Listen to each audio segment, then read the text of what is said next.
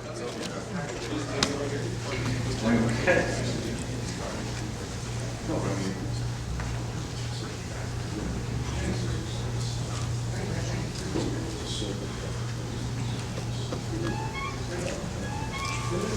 ready to get? I'm ready to go. Okay, well done, gentlemen. They are time slots. Okay. I just wanted to thank you all. I'm not from here. I'm from a little town called Spokane, Washington. The level of idea flow and energy here is incredible, wonderful. It doesn't exist in the world I operate in, which is autism. The people affected by autism can't talk. No matter what ideas they have, they stay off to the side. And it's a very personal issue for me because 13 years ago, both of my twins were diagnosed with autism. My son, who was 3 years old, was nonverbal. They told us he would never speak. And we'd probably institutionalized him by age 10. And we looked at it, as a father, I looked at this, and we had the means to get therapy. That was going to be 40 to 50 hours a week of one-on-one therapy, about $100 an hour. You can do the math. That's devastating to a lot of families. That's obviously outside the reach of most families. Systemically, we have 35,000 therapists in the country, about 1.2 million school-age kids with autism. That's 1 hour per child that's available systemically. So most kids are underserved. We looked at this, and even when I'm watching someone at $100 an hour with a doctor holding flashcards and teaching my son for 6 weeks the word cup, I'm sitting there saying, this is a print of the hose. We've got to have a solution. And we came up with one, and I think we have a global solution to a pretty global problem.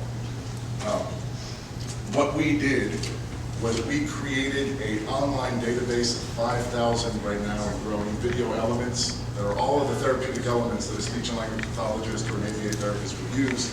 And they can go on as a clinician and pick whatever element they're going to work on a child with, whether that's the word cup, maybe inappropriate touching, the color purple, how to enter a play space as a 5-year-old, whatever they need, they can concatenate that into an individualized video.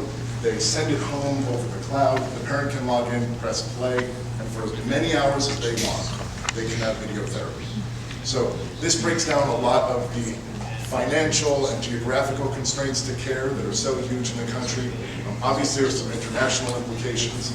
People in the inner city who have no resources, we're currently working with a bankrupt school district in LA, where this can so highly leverage the available dollars, and we can cut therapy costs with video therapy by a factor of about 50.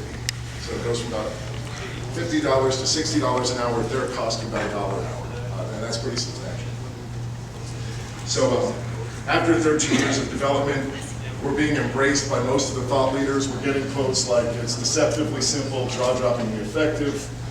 Eden Center at Princeton has comorbid kids. These are the most severe kids. Kids that took 6 months to learn a concept are learning it in 35 aggregate minutes of viewing our videos. There's a lot of science behind the videos. A local hospital near Spokane, just the word revolutionary, jaw-dropping, breakthrough are all words that get applied. There's the video therapy. There's also a tremendous amount of data that we can collect. Nothing like this exists. Everything is manual data. So we can actually, this was Max's language acquisition versus neurotypicals. I could look at it and say, okay, when he's 8 years old, he's going to have the language of a 1.5-year-old. When he's 18 years old, he's going to have the language of a 2-year-old. That's not going to work. We can start saying, what language acquisition rate do you need? What kind of parental support do you need? What kind of home videos do you need? We can start doing predictive data. This can be available, auditable by insurance. This can be used by school administrators to figure out dosage levels. And all this on the cloud. I'm going to skip through what this does. From the parent side, you just press the play button, you're going to get the video. We can translate it in different languages, whatever the school districts are handling, if it's Arabic, Russian, Chinese. These are the kind of graphs that you can drill down on as an insurer. One of the things that we found as we gave it to speech and language pathologists is that they said, this isn't just for autism, this is for traumatic brain injury, cardiovascular accidents, this is for cerebral palsy, oral rehabilitation after cochlear implants. We can use it for all of these things. And so we really feel like we have the very thin edge, but very thick wedge. This is the 1% affected by autism, 9 with a 6-year-old. It's kind of demeaning. So we want to start building more video content that has adults, where we're teaching showering, where we're teaching eating, that we can teach all these things with video. Okay, that's it. 5 minutes. Thank you.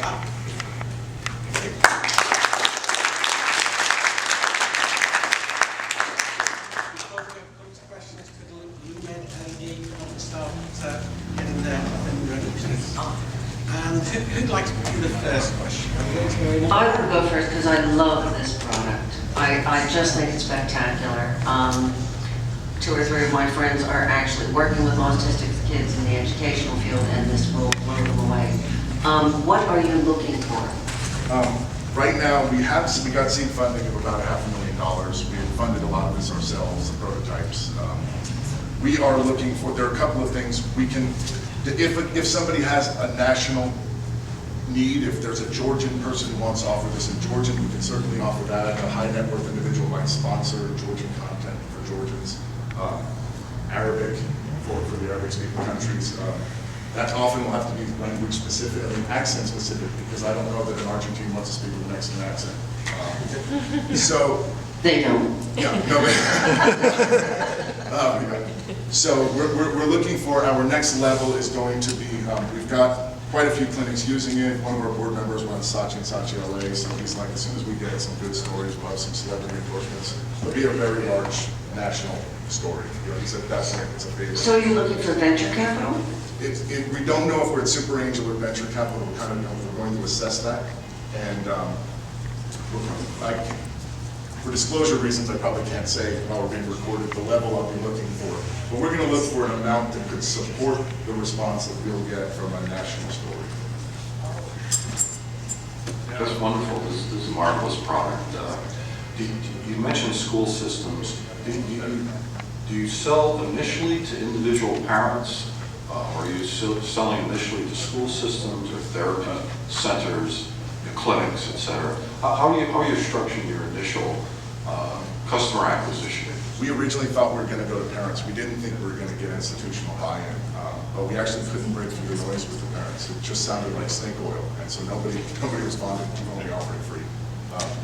Then we went to the institutions. The higher up we got as thought leaders, the more they embraced it, because this addresses so many critical needs. And so now we have some of the top clinicians in the world working with us and pushing it down. So we have, that's how. So how do they deploy that in the clinic environment? How do they deploy that to the individual child? Yeah, so what happens is, we have 350 clinicians clinic that we're working with right now.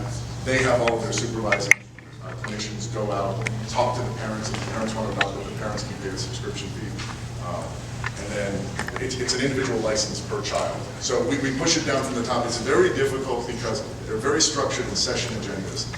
And the director literally had to say, you can blow up session agendas. I don't care that you're not going to spend 17 minutes modeling now. You're going to use Gemini to front load, don't model during the session, work on all generalization. So there's a lot of kind of top-down allowance for people to break out of standard molds. And your initial target is the autism Yes, we're going to start application area. And then do you have a plan to roll out the other medical application therapies? The SLPs will naturally, are already working in all of these different fields. So the SLP field will start going. Our content has to be a little bit specific. We're working with the House Institute in Los Angeles for oral rehabilitation specific videos. But yeah, It's marvelous. yeah. Time for one question. Okay. So you mentioned insurance a couple of times. Is it reimbursable? That's what we're working on. The Startup California, which is a big clinic, they're one of the leaders in the insurance reimbursements. We're working state by state to get those cleared. Okay. Washington State. Okay. Oh, that was a quick one. Maybe one more.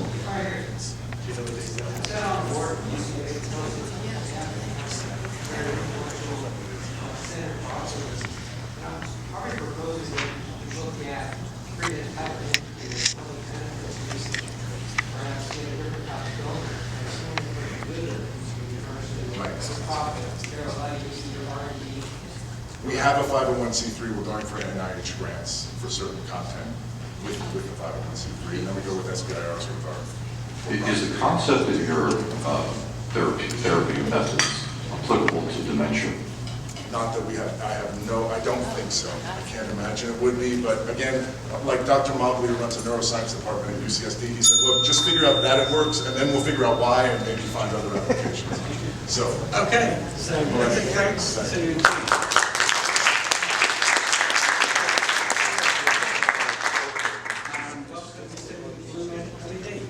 Hi, I'm Sheldon Norberg. I'm a CEO of Lumen LED. We make the brightest, most efficient LED light bulbs on the planet.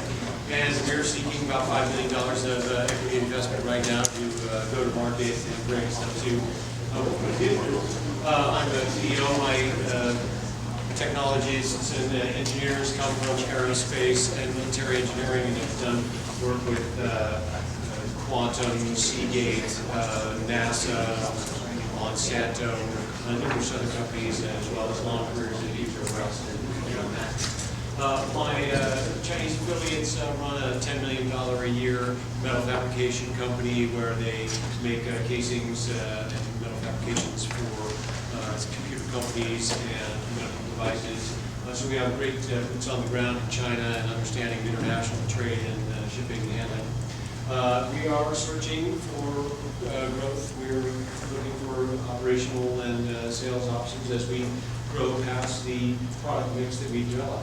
One of the products that we've come across when a neighbor came by, or a neighbor moved in who was a mechanic, and told us about his drop light, which is a problematic device that most mechanics use. They're dim, they burn them, they cause accidents, and he wanted us to make something that was going to be better for him. And we cannot, we cannot locate the internet server. What are we talking about? Well, I borrowed this. We need to stop the clock for him. Oh, are we going to stop the clock? That's beautiful. I don't know if it's going to help. Are we not internet connected? Yeah, my internet went down. Okay, our internet went down. I stayed all day to show you this. Okay, we're at the crowdfunding seminar. I'm going to show you my video for my crowdfunding, which is up right now. If you give me 2 minutes, I'll hook you up to my tablet. If they'll give me 2 minutes, I don't want anybody to give me 2 more minutes. This is the drop light. It's what we term as an instructional LED light. These casings are far from it, and I've smashed this holder so many times that it's already become a problem. And there you go. And there you go. My instructional light is just been destroyed. So beyond that, we also manufacture lights for standard household applications. In my film, I've actually hit this thing 300 times on a single block and driven over it with a forklift. But these things tend to break down pretty quickly. But this is our new bulb that just crossed UL. This is a 6-watt light that replaced the 40-watt light. We are pushing everything that we can through the highest technical levels, and we still cannot locate our proxy server. Please move on. That was the accident that happened that caused a $5 million lawsuit where one of these burned a mechanic. Something that's totally avoidable with this problem, with this equipment. But as anybody knows, we're facing the incandescent phase out because the incandescent light is 5% light, 95% heat. We can no longer afford to spend 95% of our energy lighting something that doesn't light. The replacement market of fluorescents and CFLs, which are toxic and emit UV rays, is going away. And we're looking at 4 million units in the residential sector and 50+ billion units in the commercial sector that are going to be driven to LED by the incandescent phase out and the straight economics of moving toward this much more functional lighting source. 22% of electrical usage in America goes toward lighting, and about 50 to 85% of that can be reduced through LEDs. There's a 5 to 50 times reduction in replacement cost and labor. And we're looking at a $10 billion market this year, which is going to grow within the next few years to $100 billion. We've got 2 minutes, not 1, okay? Okay. Hey, plenty of time. At this point, we have a whole series of products that we've developed, and they're all pushing towards Energy Star. Our 2012 design has patent pending on it. We already have a production capacity of about 4 million units. It sales into the Hilton hotels and the Starwood chain. There's a concept of retail partners we're developing. And these products are all looking not only at Energy Star itself, where we can get commercial rebates of up to 100% for some products, but at the next level. Everything that we do is passed through the highest levels of testing and regulatory training so that we can use these rebate pools. One of which, the new pool, the LED accelerator, rewards 2 levels above Energy Star because we see Energy Star as kind of a low bar. So our incredibly efficient lights, this light is only, for a pop out there, only using 12 watts. This light's only using 6 watts, so about 85% more efficient than incandescent, and up to 60% more efficient than standard Energy Star lights. That allows us to be in rebate pools that can fund us to up to $110 on a light bulb that we charge about $75 for. You can see where we're struck up against our competition. We've got structural patents that allow us to maintain the form of a light bulb, which is what everybody's chasing for in low energy outputs. But we also can put out the incandescent function in a high energy bulb that gives it the brightness and the effect of appearing as if it was incandescent, something that no one else seems to be doing. If you compare us against any of the competition, you can see, I don't have my pointer here, but we're at 1,000 lumens from 12 watts. There's our nearest competitor, Switch out of San Jose, doing, they've got an 1,100 lumen bulb. Theoretically, I've never seen the test results, and they will publish them from 20 watts. Philips is getting 912 watts. When we step into a slightly higher Kelvin temperature, a brighter, higher color temperature light, we're doing 1,050, whereas our nearest competitors are only doing 800. Well, maybe wrap it up. Sorry, wrap up. Wrap it up. Hey, that was the end of that slideshow. Here's some of our official test reports. Never trust an LED light bulb that does not present you as nationally recognized testing lab reports, which is about 95% of the light bulbs out there. It's unfortunate, but you need to understand how to read these kind of test reports in order to buy lights in the upcoming future. But Lumen LED posts all theirs on their website, which we're quite proud of the technology we've got. Okay, thank you. Thank you. Would Americas like to get ready? Questions? So While we take some questions. What is your intellectual property? It's the internal structure of the way that we mount the LEDs. Everybody has kind of different format for the way. Right now, my primary channels are Hotels. batteries. Well, we've got hotels. We've sold some into Hilton and into the St. Regis Hotel, so we're taking that straight into the Starwood line, which is Westin and all the top 5-star hotels. On the retail end, we're working with Batteries Plus here and trying to get into their national chain. I've got my local hardware store that I first took involved. Turns out to be a distributor to 3,000 hardware stores in the West. He runs a lighting company that distributes for the last 30 years and knows them all on a name basis. So I have some very good initial retail partners to take this out in distribution. Okay. And are you comfortable with your driver reliability? Because some of the price competitive bulbs from foreign suppliers are price competitive that you're going to have to face, but they may not have as high driver reliability. Yeah, we feel very strongly about our electronics. As I said, one of my electronic engineers, one of the original Silicon Valley Group engineers, we try to use only components that will last 50,000 hours, so no electrolytic capacitors, so that we can get a 50,000 hour rating on this bulb, which no one else has. That's the other advantage we have, 50,000 hour life versus 25,000. I appreciate you understand the science of this. Okay, just to kind of follow up on that question, really. So, what is the difference then in price that you expect to pay on your bulbs as opposed to something import from China on Alibaba? Every bulb is coming from China. Make no mistake. Our manufacturing is in China. Philips is in China. Swade is in China. Most people are buying OEM off of other manufacturers that are there. The question is, do you know your manufacturer in China, and how good is their engineering, and how tight is their quality control? We feel very comfortable with the people that we're partnering with right now. We have significant advantages, and the products in the space that we need to license from Philips, which 200 companies already do, because they're a huge patent portfolio, we license certain factories. I get the benefits. It's the value judgment, I think. Oh, at $50. Do you want to buy a light bulb for $50? We feel that our pricing is actually quite competitive with what's in the market. You can buy a 60-watt replacement light bulb for $50. You can buy our 75-watt replacement light bulb for $50. When the next chip iteration comes up, we'll be one of the first people to reach 100-watt replacement. And is that a viable model? Do you understand the payback on the cost of light? Depending on how long you use this light as a residential user, your payback could be anywhere as long as 3 years. But for our people in Hawaii, they're 44 cents a kilowatt hour, they can pay these lights back in about 6 months. Once you add the power savings into the cost of the light bulb, these become extremely efficiently and high payoff. In fact, 7 times as good as solar power. So we're down to 1 minute. Wendy, do you have any questions? Really fast, are you after venture money? Absolutely. Why don't you have Roberts sell the bulb Roberts? in Woodside? Where all the venture capitalists live and have to buy their bulbs.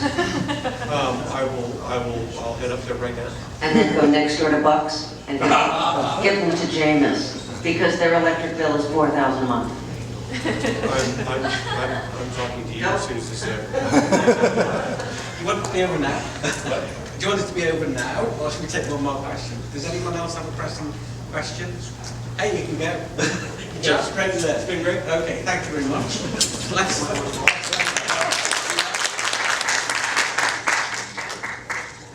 Okay, so yeah, please do. Please. So please welcome America's Crowdfunding. Is that right? Good afternoon, everyone. I hope you're still awake.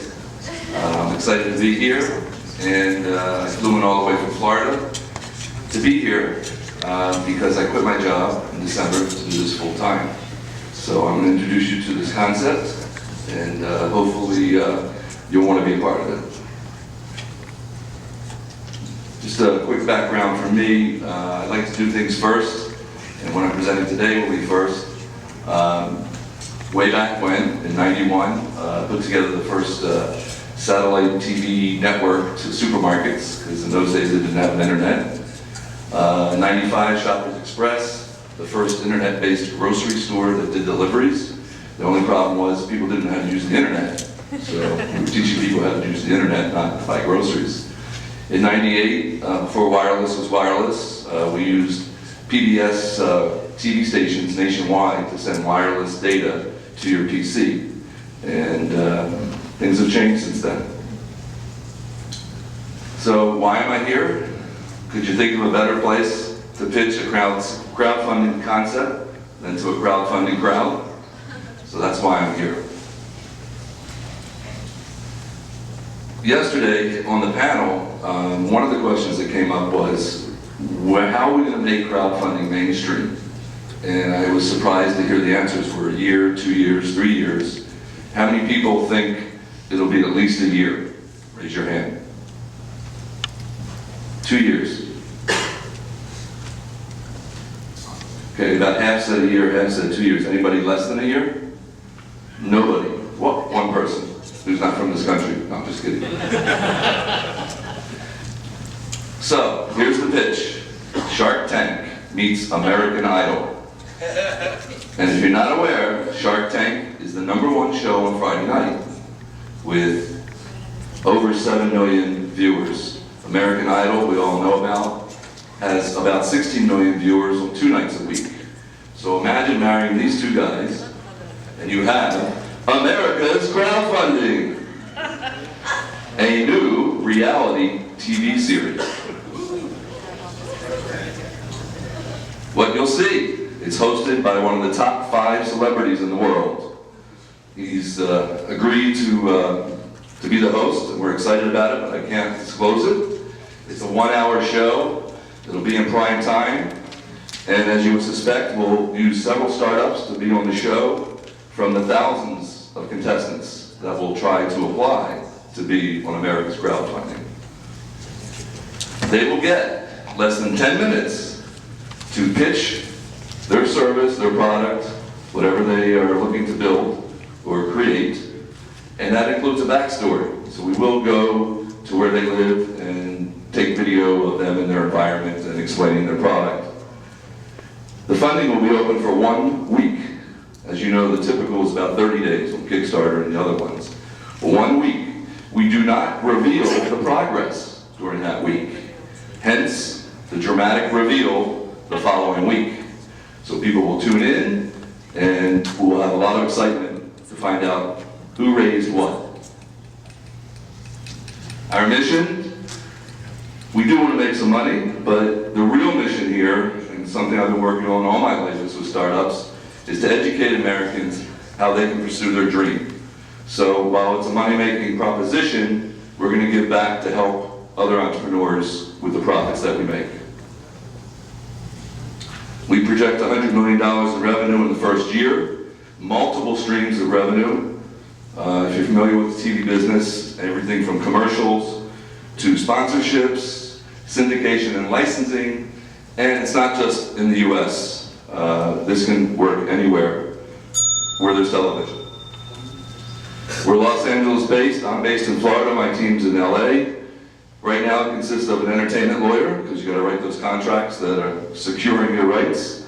Celebrity broker, who's acquired the main celebrity, and then we'll have a few other people on the show as talent to help go through the analysis of the companies. And a TV director who has major experience in doing reality shows. So we have 3 funding options, and that's why I came here today. One is we have an offer from a production company that can get us into Discovery Channel. That's great, but we'll probably have to give up a big portion of the company. What we'd love to do is angel funding and be able to go direct to one of the big TV networks. And we have access to them, but we don't want to go to them until we've shot our pilot. So we need to raise some money to shoot the pilot. And finally, why not crowdfund a crowdfunding idea? So we're ready to go up on that if and when we need to. We'd like to partner with you in the room here, whoever's watching online. We've already talked to a panel member from yesterday about European rights. Is anybody interested? We're launching this fall. Thanks very much. Thank you. Okay, just before questions, we'll have come and get ready to go. And I'm sure we've got some questions over there. Who's going to start? I'd like to start. This is absolutely brilliant. I'm a Shark Tank watcher. They do humiliate some people, but you got to have a thick skin to be an entrepreneur. In the Shark Tank motif, they have a panel of the sharks. Are you planning to have a panel of experts in Absolutely. general disciplines where the entrepreneur? Yes, so we're going to try to group some categories together on a show, and then we'll have 3 panelists that, if it's a retail product, if it's VC oriented, Silicon Valley. Yes, so we plan to have the experts behind the celebrity. So the celebrity, hopefully that will create the yin and the yang. This guy likes it, this guy doesn't, and then the audience, America, can vote and pledge where they want to pledge. And do you think in the short term that the money coming in would be adequate on the donation reward basis? Or how do you see the companies actually? We're not waiting for the SEC. We're going to go non-equity day one. You can't plan something that you don't know a time frame for. Of course, but do you think that is going to entice enough people on that basis? You tell me. Kickstarter raised $350 million from 20,000 projects last year. If you look at it worldwide, $1 billion, more than $1 billion was raised with non-equity. So I'm very confident that people will be interested in non-equity, and maybe it's a month, maybe it's 6 months before we become and switch to equity. Good. Fantastic product, fantastic concept. When I first got wind of crowdfunding, being a Shark Tank watcher, I said, what a marriage that would be. It's a natural, and I'm probably not the first one to come up with it, but the one who executes it first will be the one that wins. But there is room for more than one. It's not who talks about it, who doesn't. Exactly. I think it's a brilliant idea. I can't think of anything you can change and you'll just go off. Thanks. Can I be on the show? Why not? No, I love the idea. I think it's great. I think making it publicly available, engaging people to get involved with is key. I think there are probably some risks to be careful about. I suppose a British attitude at some point in the day, and instead of being entirely optimistic. I think some of the cases that Kickstarter is seeing thrown at it at the moment, there's probably something to be mindful of. If somebody takes something on the show, gives them a demo of something that the product can or can't quite do, that's something to be a little bit. Yeah, the biggest problem I think with Kickstarter is the entrepreneurs are not video-centric. They've never, obviously we're going to educate the entrepreneur on the show how to present this thing, and that will help. And the best thing is, I think for all of us, is that we're going to put crowdfunding, that name, that word, in the mainstream a lot quicker, and people will understand it, and this industry is going to grow, it's going to change the world, and we want to be a part of it. Just another quick comment, if I may. Are you looking at a format that would be like a 1 hour per week? Yes, 1 hour, it's a 13-week series, it'll probably be twice a year. I think what you should do is have a QVC channel. Honestly, in all honesty, there is so much need for what we're doing that 1 hour a week would be not even the tip of the iceberg. We did think about that, and that's where you go multi-platform. So it wouldn't be on TV, but it could be a live streaming on Netflix with, 24/7, 12 hours a day, people pitching. So it's very feasible. Yes, sir. So I was about to ask you how you're going to differentiate from CNBC, since I know for a fact that they're already producing the equivalent of what you're talking about. 100%. I think they are not going to be exactly what we're doing. We're familiar with what they're doing, and there's room for more than one player. And I do not want to be on CNBC. That's not. I want to reach the masses. CNBC's audience is maybe 1 million at best.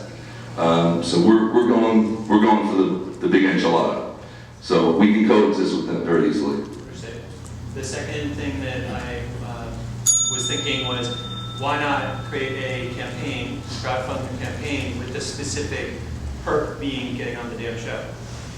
Absolutely. Blow it out. Well, if you're familiar with American Idol or any of the other shows, that's what they do. They go city to city, and we would envision the same thing, going to a city, picking the top entrepreneurs from that city. That would be 1 week show and so forth. But why not, I'm saying, like, do your crowdfund raise on Indiegogo or whatever. Well, that's what I put up there. I did say that one option will be, if I don't raise any money in the next week, look for us on Kickstarter or one of the other ones, and join us to help get this on the air. Thank you. One last quick question. Yeah. If anyone's got one. Oh, one over there. I was just had a question. You said that there would be a big dramatic reveal, so I guess the audience doesn't know how much money has been raised. Nobody will know. So that real time between when they present and a week later, as they're raising the money, no one knows. Only Anderson Auditing, I'm probably dating myself, but one of those auditing firms will be the ones that know. So that's the whole dramatic part of the show, is you want to build it up and have them come back. Thank you very much. Thank you. It's fair to say this audience hated that idea. Let's see how they like the next one. So welcome, Will.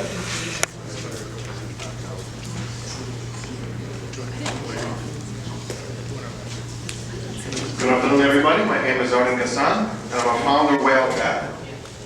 We just recently graduated from Founder Institute, the largest startup accelerator. WhalePath is a crowdsourced research platform. Business research is time-consuming and expensive. Did you know that over 2.5 million professionals, including financial analysts, researchers, and economists, spend over 500 hours of research annually? As financial analysts, I had to spend hours conducting research on private or public companies. And in technical research, I had to do market, financial, and legal. For example, cash flow earnings or competitive differentiators. And they spend over $45 billion on the research annually. The solution was to hire another financial analyst. However, it was expensive, so we had to rely on third-party providers, such as Forrester and Gartner. However, they offer pre-made research, which is a lot of times costly and not always up to date. The alternative was to use Olens or Odesk, and they are outsourcing a bidding companies, and the research is not their key competency. This is why we have created crowdsourced research platform. And there are two key elements that set us apart. And let me tell you what they are. Number one, we utilize master and PhD students from top universities because they're highly specialized in research. That's what they do at their college. And they're looking to earn money. And that's what they do best, the research. And number two, our technology that consists of three key elements. Number one is filtering and matching algorithm, where we match the research request to the student's competency, such as the major and GPA. Number 2 is research templates, where we standardize the deliverables of the research, so expectations from customers are met, and students can deliver high results of the research. And number 3 is quality control mechanism to ensure that the research is delivered by utilizing professors and industry experts to score the research deliverables. At the end of the day, professionals receive on-demand custom research, and students can earn money while they're in college and get connected with the future employers. Let me tell you how the product works. A professional will come to our website, fill out the research request form, providing the information what kind of research they need, such as competitor names, differentiators, strengths, weaknesses, etc. Then we match this task to one or many students with the relevant major and their qualifications. They review the work and they accept, conduct the research, and upload to the web package. And where a professional receives the final research results and pay upon full satisfaction. Currently, we have customers such as Perkins & Coy, Fidelity Investments, as well as Lighthaven Capital. The market opportunity is $3.5 billion. This is our serviceable market size. The total market is $45 billion. There are over 7 million research projects being issued annually by professionals. The average price for the research is $500, where students receive $400, we collect $100, which is 20% gross profit margin. Our team will consist of myself. I founded 2 companies in the past, one of which was acquired by Equities.com, another one was acquired by a publicly traded company. Colin worked for VMware and SAP. Yelena worked for the largest IoT outsourcing company in South America. And we have the most amazing board of advisors, including 2 founder institute mentors, 2 investment bankers, and global security officer at AIG. We're seeking $1 million. We have $200,000 been committed so far to acquire 600 clients who will submit 4,800 projects per year. Thank you so much.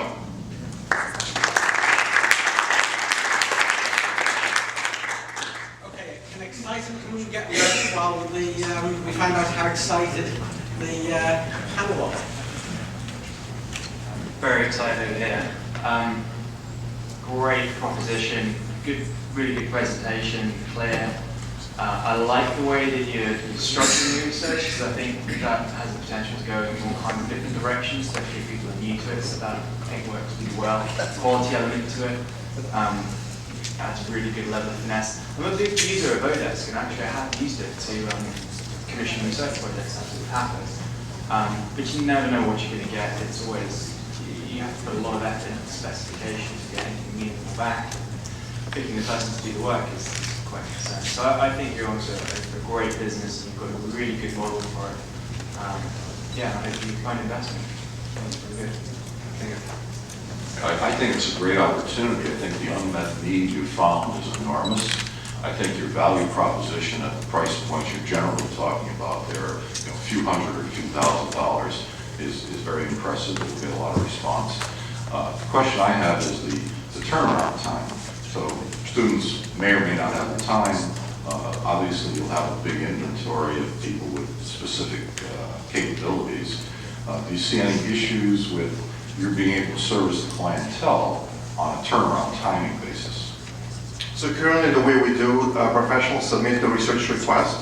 We syndicate the request to one of many students. They accept the offer, and it typically takes them about 8 to 10 hours to conduct the research, which is spread it between 3 to 5 days. So is that, you're going to one particular student to do the entire project, or you syndicate? Syndicating. That's wonderful.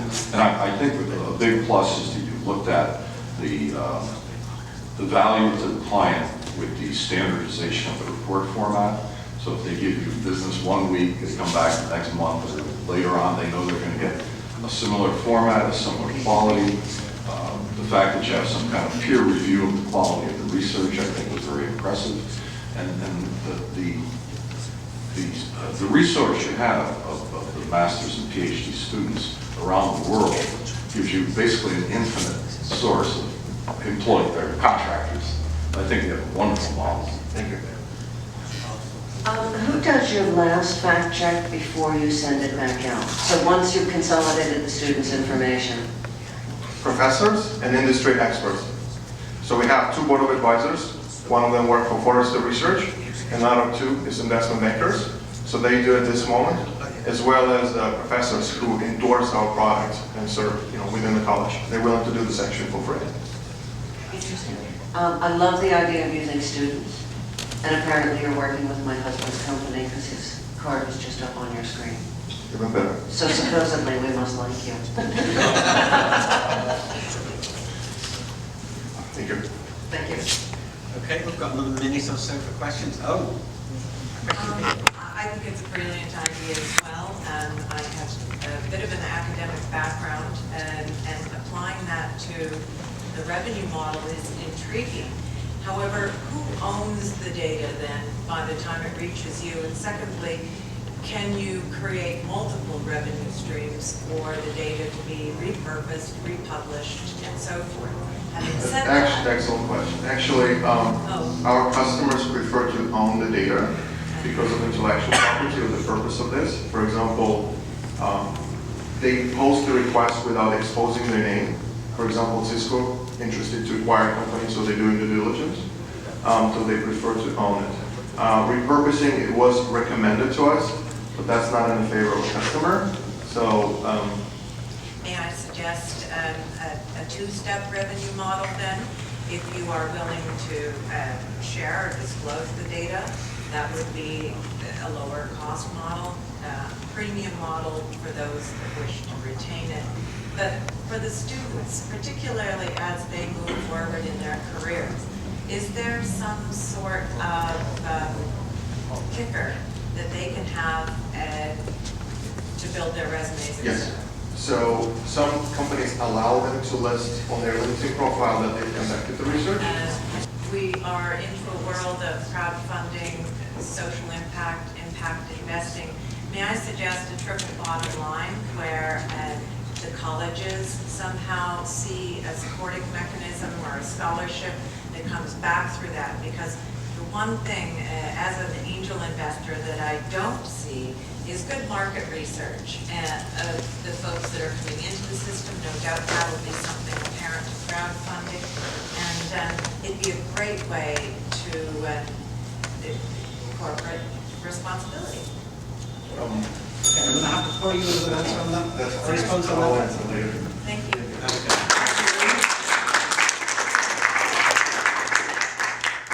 Okay, so let's welcome Exciting. Hello everyone. Hello. My company is Exciting. My name is Baker Hamadi. So, stay to see if this works. Okay. So the problem is television has always been one-way flow of communication. Viewers cannot voice their opinion while watching television. It always lacks an active feedback loop.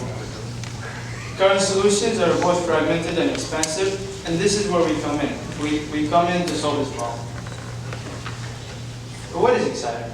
Exciting is a platform that connects content providers and TV stations with their audiences in real time. It uses social media such as Facebook, Twitter, integration with websites like station websites, and also allows live interaction through SMS and IVR. And by IVR, I mean people dialing in to vote on a matter.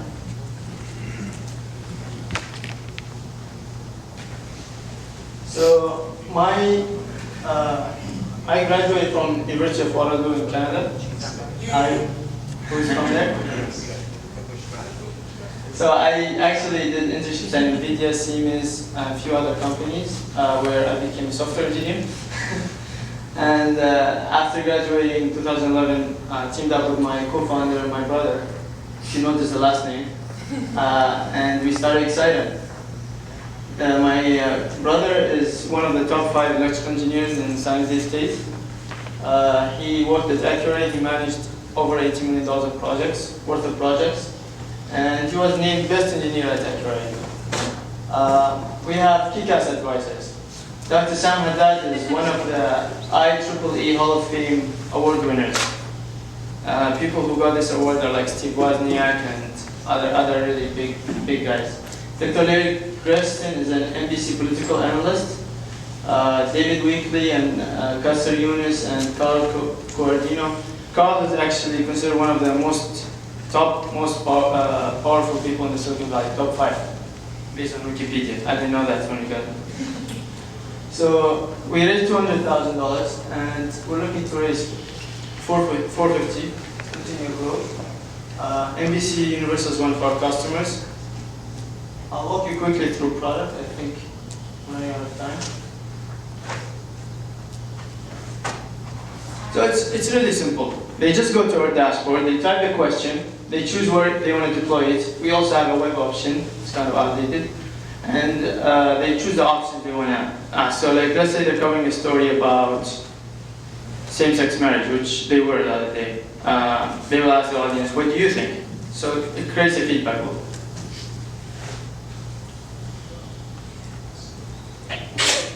Our promise is, in 10 seconds, they can launch a question and be live on air, and live on all their properties. And that's what it does. It integrates with their Facebook through the native Facebook API. So it pushes a question over there. We post it, and we retrieve the answers in real time. Same thing with Twitter. And we give them a website. This is Twitter. People just reply, the followers, and that's how they vote. Sorry, it's kind of slow. So this is NBC Chicago. They're asking this question yesterday. Do you support legalizing marijuana? And what happens when they push a question is it updates in their widget using iframe that they put in their website. So it's very easy to actually embed polls into certain articles or embed them in the homepage.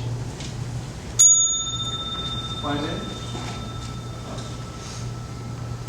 This is the most important thing, is we generate the graphics for the station. So as soon as they hit launch, they have graphics for the question they just created. People can call or text. They show this live on air. And I really want to show you the live example. The results are there also in real time. This result is aggregating all the results from all the sources in one place. And what they do is use this to tune in their audience. People can also send open-ended feedback, and we give them powerful analytics that can show them like number of returning voters, area code breakdown, and so on. Let me show you the example really quick.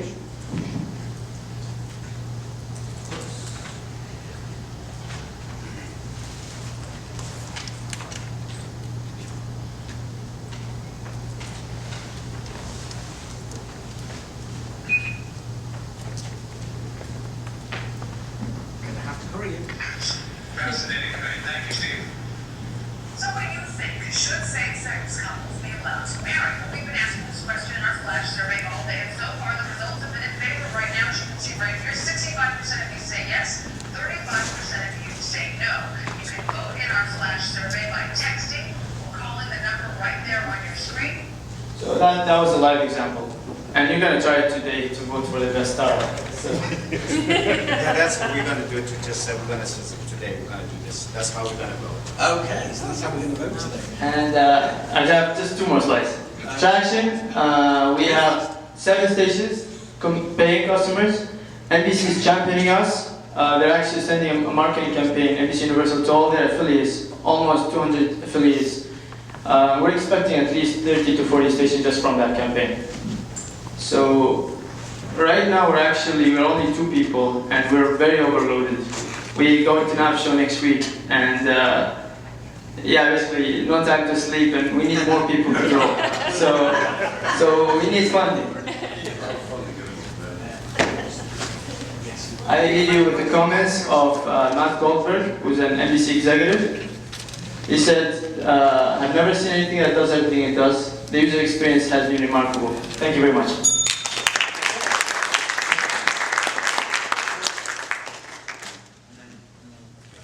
Okay, so I think Hal might have some questions. We just wanted to go back to sleep.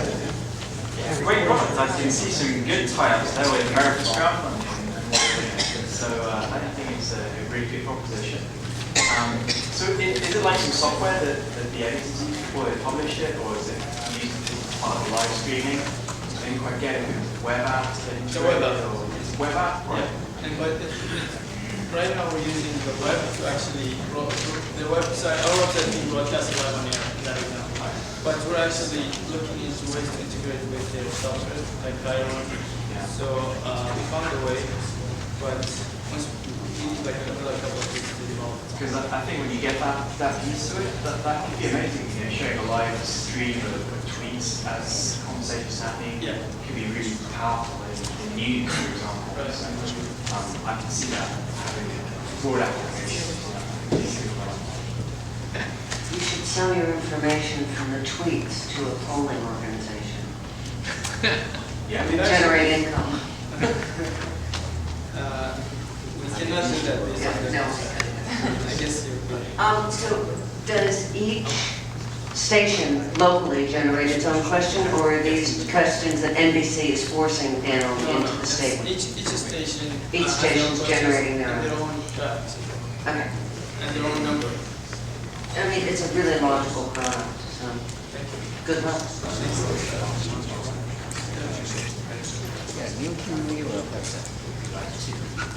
Okay, thank you, Mr. Thank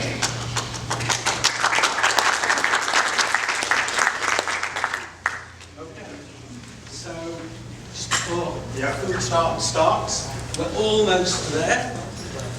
Such a variety. We've got an extra contestant. In fact, he's an extra presentation. Voting will come in a moment. I don't think food starts going to be any voting, if I understand correctly. But you're very welcome, and we're looking forward to. I have a company called Food Start. It's a reward-based crowdfunding platform for restaurants. Sophisticated audience, so I don't need to go into too much detail about how it works. But we're up and running in beta now. This is what our website looks like. And one thing that we do is anybody who backs a restaurant on our platform gets a physical card in the mail and looks and feels like a credit card that they can then use to redeem rewards. We did a bunch of market research and asked 1,000 people what they wanted. And they said that they didn't want to use a smartphone application, and they want something that feels real and physical. And I think that's part of why people also back restaurants, is because they have this emotional connection, this psychological connection to food and restaurants in general. Moving on, we were asked how we're different from Kickstarter. We have slightly lower fees. Kickstarter just does creative projects. So if you want to expand a restaurant or add more parking or whatever it is, it wouldn't be appropriate for Kickstarter.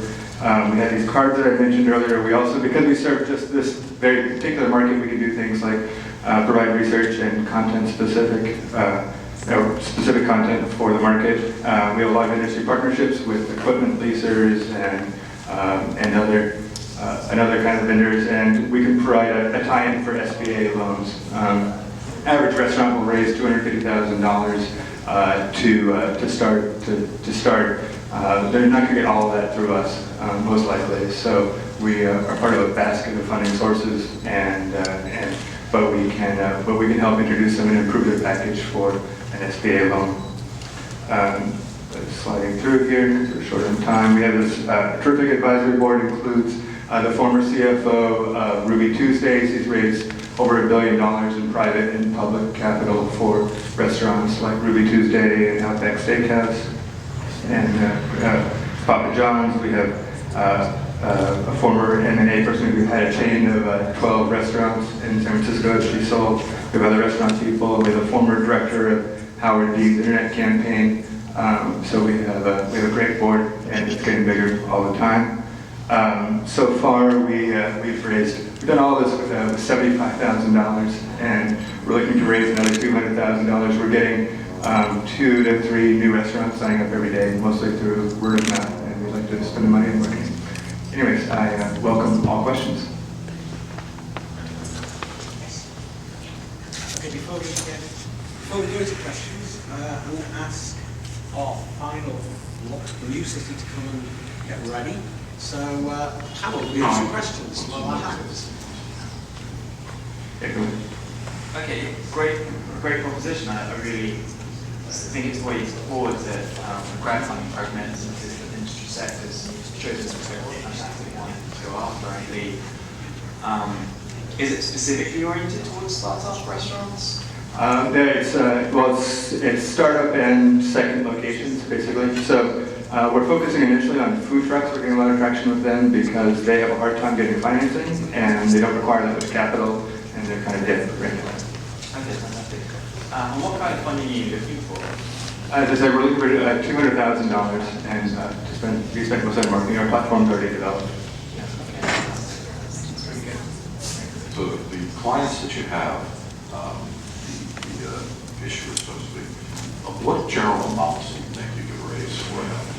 Is there research you've done as far as how much money might be available in the restaurant space for new restaurants or expansions? Sure. So there are, and not including expansions, but there are 44,000 new restaurants started every year in the United States. They raise a total of $6.4 billion. Of those 44,000, about half are independent restaurants, so non-franchise restaurants.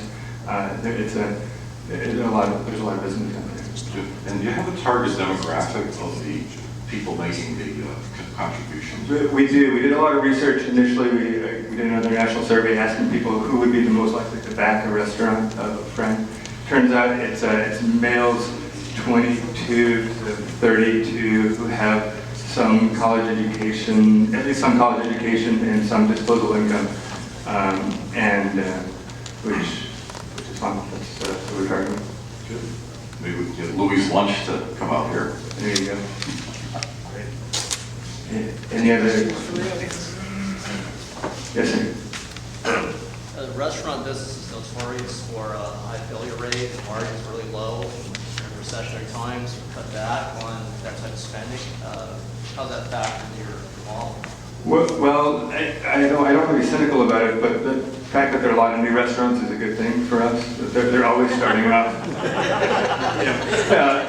59% of restaurants fail within the first 3 years of close. They don't necessarily always fail. A lot of times the owners find that it takes too much work, it takes too much time. I happen to think that our clients will, because of this distributed ownership base or distributed backer base, will have a lower failure rate than the average. Restaurant consultants will say you're a lot better off having a lot of small investors as opposed to just one or two large ones. And restaurants seem to really get what we're doing. They like the idea of debt-free capital. They create the built-in customer base. And the cost of food is only about a third of the menu price. So for them to give away an $8 dessert costs $2.40, but if it means that they can get somebody in and or 2 people or 4 people and they're buying alcohol, that's $2.40 they're happy to spend, especially if it's been pre-purchased. Okay, so thank you. Thank you. So it's almost time for voting, so get your fingers and ready, whatever we're going to use for voting. I don't quite know how that's going to work yet, which is really exciting. But in the meantime, please welcome new citizen.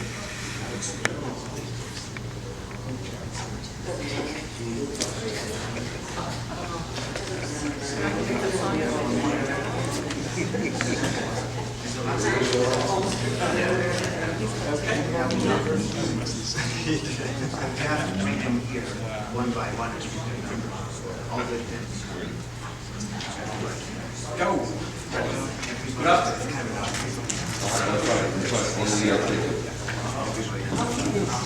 Good afternoon, everyone. My name is Mu. I'm the co-founder of New City. What is New City? New City is an online 3D marketplace. When I talk about 3D, what comes up to your mind? 3D printing is a hot topic recently. 3D movies, even there's 3D TVs come out. But what New City is, it's an online social platform that combines with shopping, e-commerce, social networking, and gaming. Imagine each of those buildings as individual real business. So we customize the virtual storefront for this business on this platform. Imagine that thousands of this business, you swap left and right to see different streets, to see different buildings. Say if you like certain brands, you click to the buildings, leads you to the product listing pages. If you like it more, you click one more to see the details, and then goes to the checkout pages. So the whole idea is to try to combine real-time shopping with the online e-commerce.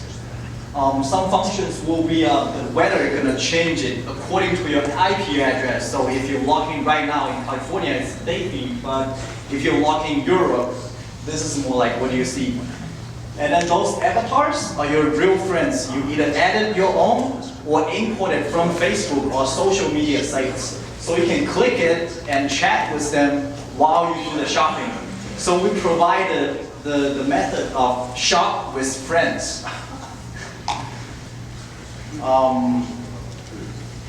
Next, I'm going to tell you why we think New City will succeed.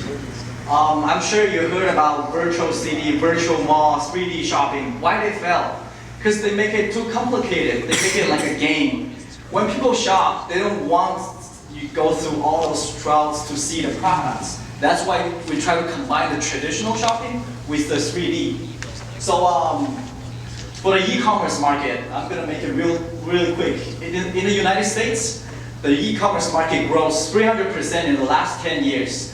And then in the global market, it reached 1 trillion in e-commerce. When the number gets so big, you probably have no idea what 1 trillion means.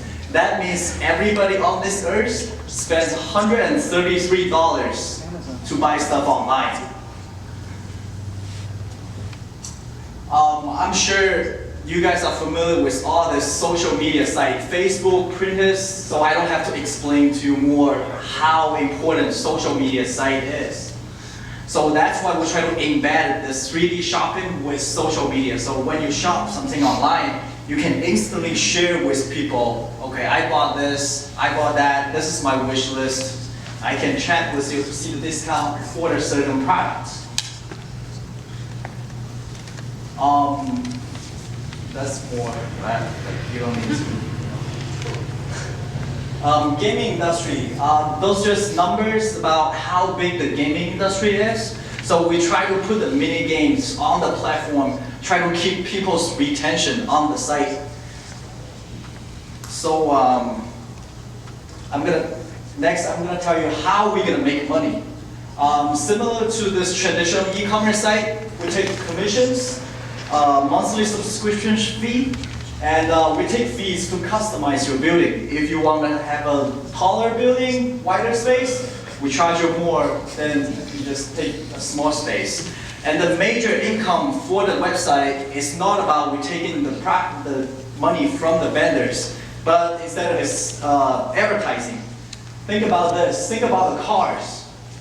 We can always advertise for certain brands. When people log in, there's a car just drove by, or there's a blimp on the top that fly there for 24 hours for certain brands. And then say if Nike wants to promote here, we can make some avatars just running across the street with the Nike shirts or Nike logos. So right now I'm looking for $7,500,000 for the funding to get more. What you see right now was just the online basis, the .com. So we're seeking the money to get more programming, to get the social media and gaming going on, and then eventually move to mobile devices. Thank you.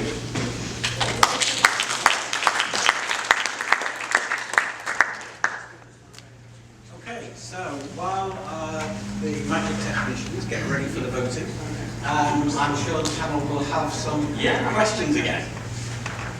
I love this concept. So how is it going to be different to Second Life's attempt to commercialize some of their territories and space? We got that question a lot. People ask, well, should we attach the exactly same thing on the website to the real life? That's like a Google map type of stuff. But we have some idea that to make this more like, say, the background you just saw, it's in California since we started from here. Say if there are like thousands of stores that register on this site in New York, we're gonna have a New York background. Okay. And the other question I have is, Do you have specific plans for promoting your brand? Because nobody knows new city. So how are you going to promote your brand so it's recognized by consumers? Okay. Besides the regular advertising tool, Facebook, social media, all those things. One thing good about our site is, say, if you're looking for glasses, you probably just Google it, right? I'm sure there's tons of, website comes out, Sunglasses Hut, Kenneth Cole, Gucci, all those. But say, for example, if there's a Gucci building in here, and then they list the sunglasses as one of the product, so the Google result shows up, we'll have the Gucci glasses / New City. So people can buy it on their original online store, or they can buy it on New City as well. Okay. So would New City track the personality of purchases and do push through back to you? Yes, that's some of the detail I didn't put on here.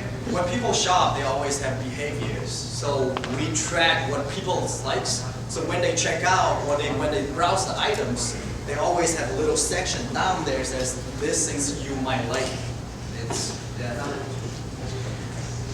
I think you're really onto something there, because I think there's a problem with interfacing live chat in websites. I think it's a big part of making a site more personal, making the experience a bit more engaging.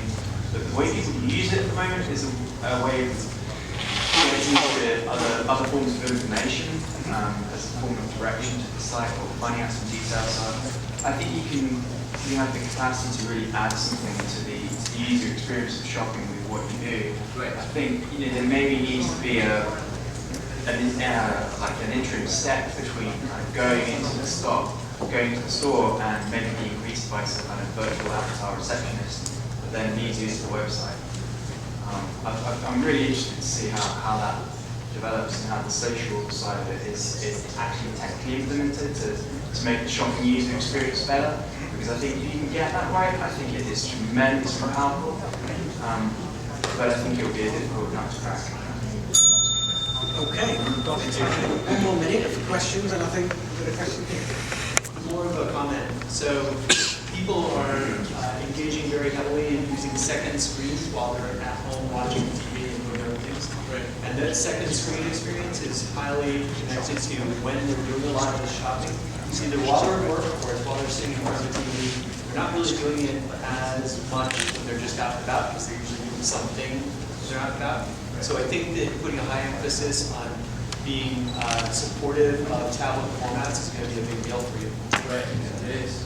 Well, the whole idea is trying to fill out the gap between real-time shopping and e-commerce. Real-time shopping, you can hang out with friends, talk to them, and feel the product.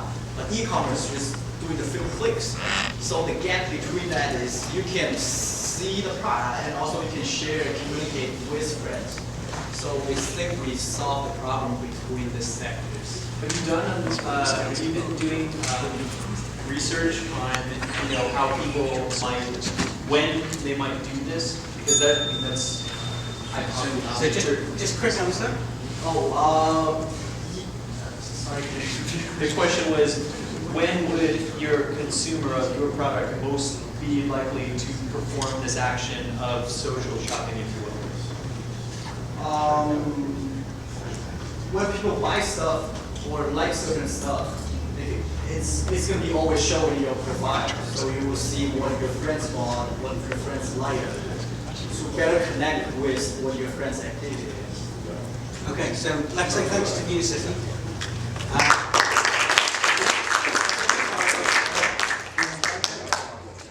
So we were saying this morning about this massive resource there is of people in the world and innovations. It never ceases to amaze me the range and depth of ideas that can be. And I think it's a huge smorgasbord. So I think it's time to ask all of the contestants to come forward and face the music. It's time for voting. So can you come forward, please?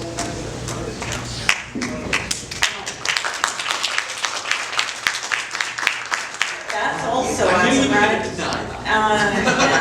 but I'm surprised we didn't see more on, getting people to together crowdfunding, and I've met this wonderful, wonderful man, truly a gent. In Canada, I am an angel investor. I worked intensely with early and seed stage companies, helping their trajectory forward. As a financier in Canada, of course, we have the ability to put together non-diluting funds, and one of my compadres from Quebecois is here as well. And let me just say that it has been mind-blowing, and I am so grateful to have been here and meet all these wonderful people. Alex, who represents Food Starter, I told him I saw a guy last night at the cocktail party with the very same idea, but it was him. And it was the third, last glass of wine. He asked me who would I pick, and typically I can knock him off like that. I had trouble. These are some of the most brilliant pitches I've seen in a long time. And let me tell you how excited that makes me to see people with intelligence, passion for what they do, and the ability to change the world, as Moo said, and a few other people. And Bill, great comments, Wendy, Daniel, and our support for entrepreneurs and people with ideas, young or old, is what helps the community grow and changes the world one idea at a time.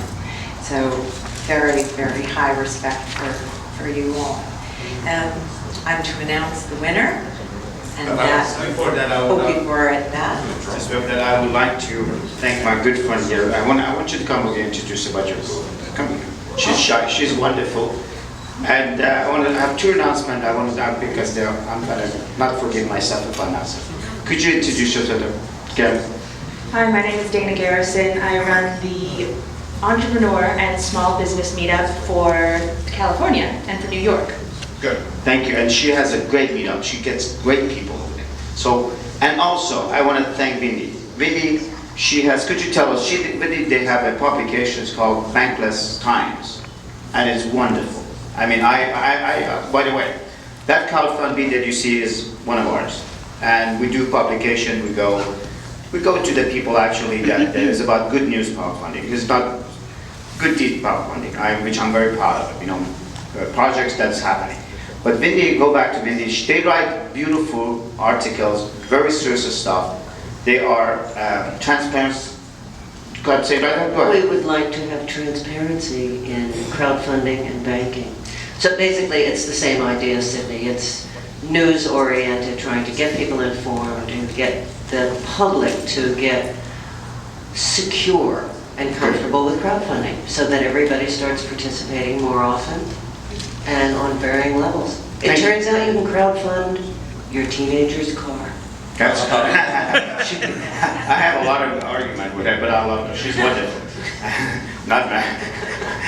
All right, and I want to thank you, Daniel. Daniel is wonderful. I was in London. I saw Daniel's presentation at Barry's conference, and he's just a fresh blood. I love more people, younger people getting involved in this crowdfunding. That's what it's all about, you know. And I want to thank. We got beautiful guests in here, and I met some of them, you know, from Stanford, and you know, I met Rob, and they've been helping. These people that they through the meetup and Rocco and you know to their idea IPO. Rob. He's got a good group. He's very shy. He is behind the scenes, but I'm very, come on. I want to thank these people. And I want to take this opportunity before we announce the winner. I want to thank these people because without Rob, without a couple of these we didn't have this kind of crowd yesterday that we had. And I want to thank you. Rob, could you tell us?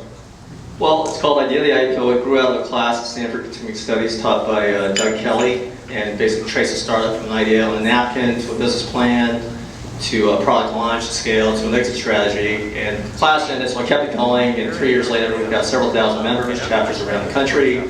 And I got introduced to Sydney by a mutual friend Sunday night, I think a week and a half ago.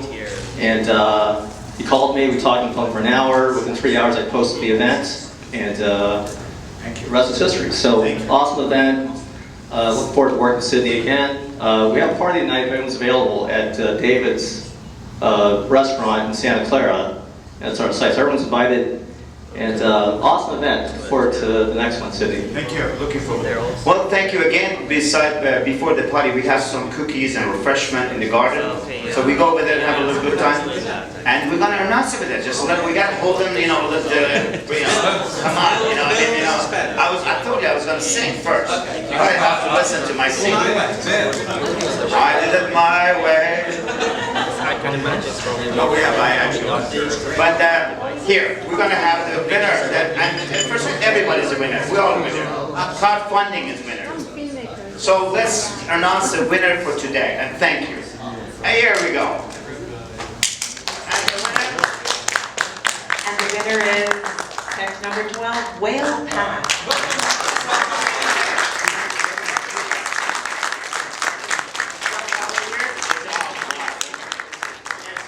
Giant. All right. Well, first of all, thank you. And here, you guys, you just come over here and take a picture, and just stay away from that. All right. Well, thank you. Thank you. And text pictures and. Hugely incredible performances for America's crowdfunding. Yes. Let's give them a hand. Yes, exactly. The runner-up is for American crowdfunding, which I'm going to be one of those guys. Let me come. Sandy, I like that idea. I love it. I really do. And I wish you the best. And I like, and my personal, I like to basically that safe haven, but it's not there. But I really like what for the autistic child they do. What is it? Safe haven. You know what? I like that. What do it? Chef Gemini? I think it's about time we go have a drink, real drink. Thank you again. Have a wonderful evening. Let's get into party. Thank you. And so at this moment, we're gonna. What are you gonna do?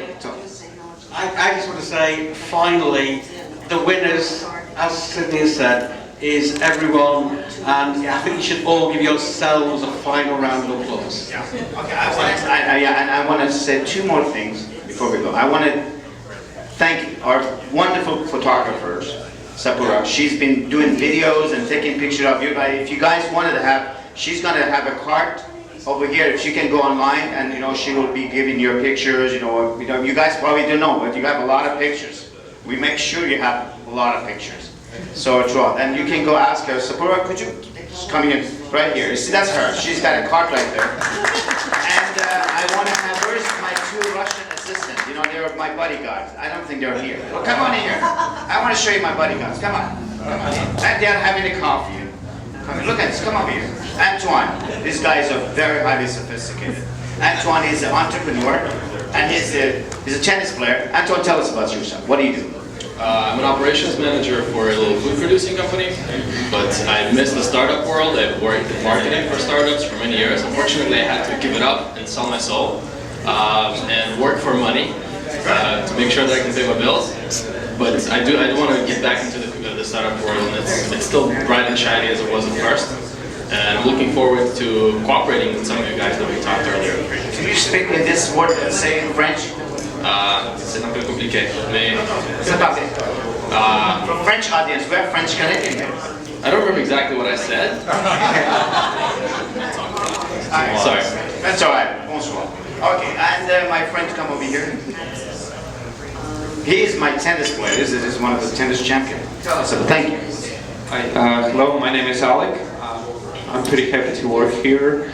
This one is actually my first startup in my life, because from that region where I come from, there's no that opportunity like here in Palo Alto. I also have my small own business, and pretty interesting about that experience we've got here. So, thank you, Sydney, for that. Thank you. Thank you. Well, listen, so thank you, and I think we thanks, but I want to thank most of all. You know that guy over there? You see, no, you. Help me. He's my partner.